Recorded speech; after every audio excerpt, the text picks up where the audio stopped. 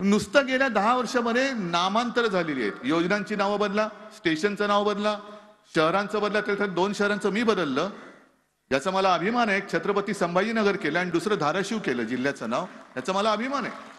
आणि काँग्रेस राष्ट्रवादीने मला पाठिंबा दिला होता. पण आता नुसतं योजनांचं किंवा गावांचं नाव नाही बदलत. आता यांनी जुमल्याचं नाव सुद्धा गॅरंटी म्हणून केलेलं आहे.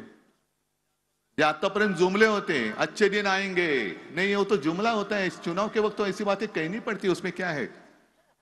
15 लाख रुपए आपके अकाउंट में आ जाएंगे, काला धन आएगा. ये तो जुमला था. आता जुमल्याच्या ऐवजी त्याला नाव दिलं त्यांनी गॅरंटी.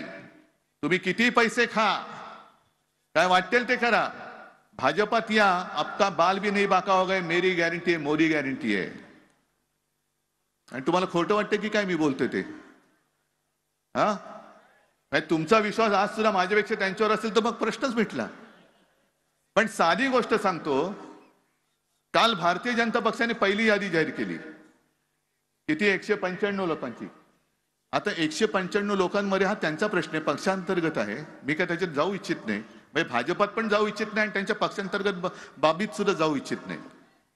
पण जी 195 लोकांची यादी आली, त्या यादीमध्ये कोणाकोणाची नावं आहेत? मोदीजींचं आहे, शहांचं आहे, सगळे.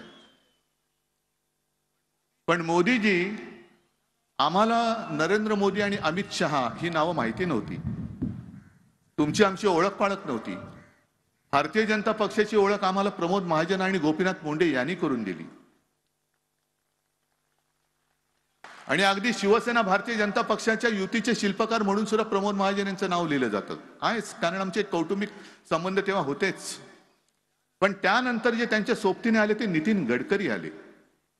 जे 95 ते 99 या आपल्या युतीच्या कालखंडात त्यांनी जी काय 55 उड्डाण पूल बांधले, मुंबई पुणे रस्ता केला, विक्रमी वेळेमध्ये केला, आणि एक चांगला काम करणारा माणूस, संघाचा आणि भारतीय जनता पक्षाचा कडवट निष्ठावान एक कार्यकर्ता, आज त्यांचं नाव पहिल्या यादीत नाहीये.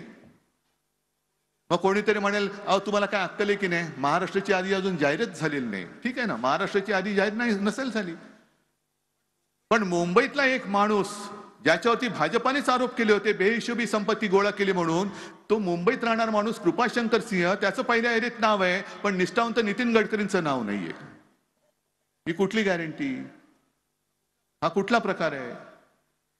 मग कुठल्या, तो त्यांचीच जाहिरात होती ना, कुठे नेऊन ठेवलाय महाराष्ट्र माझा. हे खरंच आहे, महाराष्ट्राने पूर्ण देश कुठे नेऊन ठेवलाय तुम्ही आमचा.